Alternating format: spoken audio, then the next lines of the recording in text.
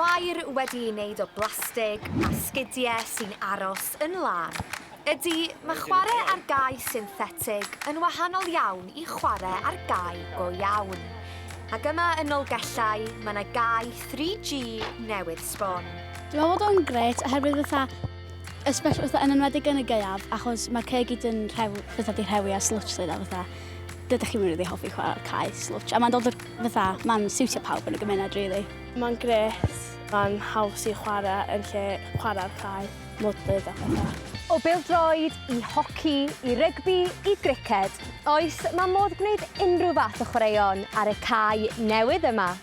Da chi'n amddiffyn, loes yn gol I chi. Gwersi chwaraeon nawr yn cael eu cynnal ar y cae yma.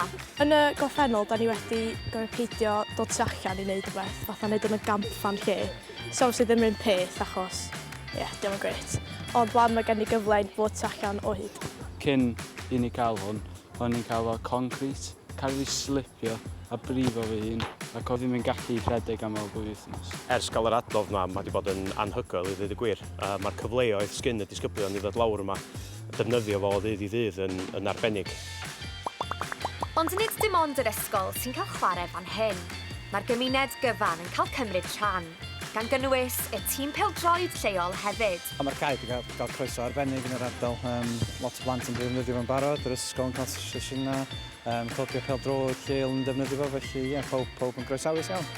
Y cae sydd I trawsnewid tre Dolgellau, a phobl yr ardal yn medru cymryd rhan be bynnag fwr tywydd. Rhedeg gyda chefnogaeth ei ffrindiau yn yr ysgol, nath Rhys osod her a hanner i'w hun fis diwetha I redeg marathon. A hynny mwyn cefnogi elusen sy'n agos iawn i'w galon. Nath helpu ei dad ar ôl iddo cael wybod bod ganddo salwch o'r enw canser. Y her oeddwn ni'n gwneud oedd rhedeg marathon yma I magis. Oeddwn ni wedi dewis magis oherwydd pryd oedd dad wedi cael y newyddion bod e'n cael cancer.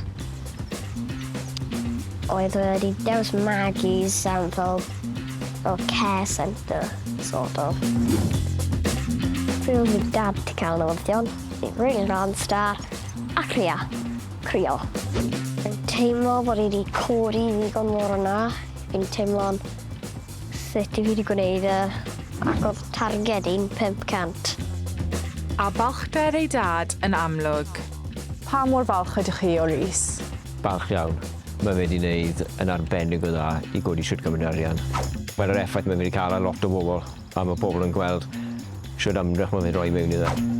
Bod yr her yma ar ben, mae Rhys yn bwriadu cario ymlaen a heb roi ei esgidiau rhedeg gadw eto.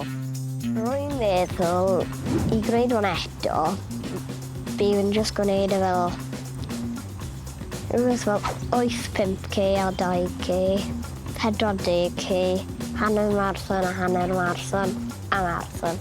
Rhys, everybody! Big round of applause for Rhys! Mwy o redeg a chodi arian felly, a Rhys yn sicr wedi gwneud ei deulu yn falch iawn ohono.